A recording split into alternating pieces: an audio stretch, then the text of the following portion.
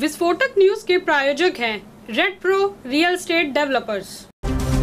देश भर में कोरोना वायरस और ओमिक्रॉन वेरिएंट का संक्रमण बढ़ता जा रहा है। देश में 24 घंटे में कोरोना के 2.25 लाख से ज्यादा केस सामने आए हैं। महामारी की वजह से देश भर में 145 लोगों की मौत हुई है। वहीं 24 घंटे में ओमिक्रॉन के 220 नए मामले सामने आए हैं। अकेले महाराष्ट्र में ओमिक्रॉन के 207 नए केस मिले हैं, जबकि हरियाणा के 13 लोगों में ओमिक्रॉन वेरिएंट मिला है। पीएम मोदी ने कोरोना के बढ़ते मामले को लेकर रविवार रात एक हाई लेवल बैठक की। बैठक में गृह मंत्री अमित शाह, स्वास्थ्य मंत्री मनसुख मंडाविया के साथ केंद्र सरकार के मंत्री और अधिकारी शामिल हुए। मीटिंग के बाद पीएम ने वैक्सीनेशन को मिशन मोड में चलाने का निर्देश दिया। इसके अलावा पीएम ने जीनोम सीक्वेंसिंग पर भी जोर दिया, जिससे पता लग सके कि वायरस किसी नए रूप में तो नहीं आ रहा है। कोरोना से लोगों की जान बचाने वाले देश के 1 करोड़ से ज्यादा हेल्थ वर्कर्स और फ्रंट लाइन वर्कर्स के लिए कोविशील्ड की बूस्टर डोज देने की शुरुआत हो रही है। इसके अलावा 60 साल से ज्यादा उम्र के लोगों को आज से कोविशील्ड की बूस्टर डोज देने की शुरुआत होगी। सरकारी अस्पतालों में बूस्टर डोज के पात्र लोगों को मुफ्त टीका लगेगा। हेल्थ और फ्रंट लाइन वर्कर्स के साथ 60 साल से ऊपर के लोगों को तीसरी खुराक के लिए रिमाइंडर मैसेज भेजे गए हैं। दिल्ली पुलिस विभाग में कोरोना विस्फोट हुआ है। जानकारी के मुताबिक दिल्ली पुलिस के 300 से ज्यादा पुलिसकर्मियों की कोरोना रिपोर्ट पॉजिटिव आई है। संक्रमित लोगों को दिल्ली पुलिस के पीआरओ और एडिशनल कमिश्नर चिन्मय बिस्वाल समेत पीआरओ ब्रांच में कई पुलिसकर्मी कोविड पॉजिटिव पाए गए हैं। सूत्रों के मुताबिक यह आंकड़ा और बड़ा हो सकता है।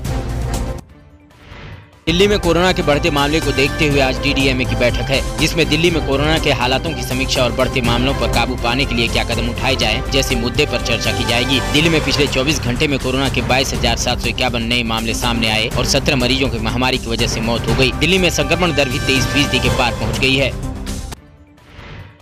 महाराष्ट्र सरकार की कोरोना से निपटने के लिए जारी नई गाइडलाइंस आज से लागू हो गई है। स्कूल और कॉलेज 15 फरवरी तक बंद कर दिए गए हैं। राज्य में रात 11 बजे से सुबह 5 बजे तक नाइट कर्फ्यू लगाया गया है। महाराष्ट्र में 24 घंटे में 44,388 नए केस सामने आए हैं और 12 लोगों की जान चली गई है। अकेले मुंबई में 19,474 केस रिकॉर्ड किए गए और 7 लोगों की मौत हो गई। राज्य में ओमिक्रॉन संक्रमितों की तादाद 1,216 तक पहुँच गई।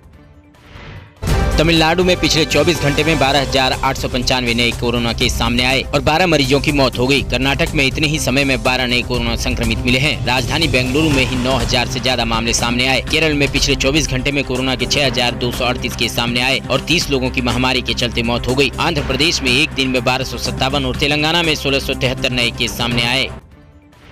5 राज्यों में आदर्श आचार संहिता लागू होने के बाद अब कोविड-19 वैक्सीन के सर्टिफिकेट पर प्रधानमंत्री मोदी की तस्वीर नहीं दिखाई देगी। आचार संहिता का पालन करने के लिए स्वास्थ्य मंत्रालय ने कोविन ऐप पर फिल्टर लगा दिया है। यूपी, उत्तराखंड, पंजाब, गोवा और मणिपुर में चुनाव के ऐलान के बाद शनिवार रात से ही आचार संहिता लागू हो गई है।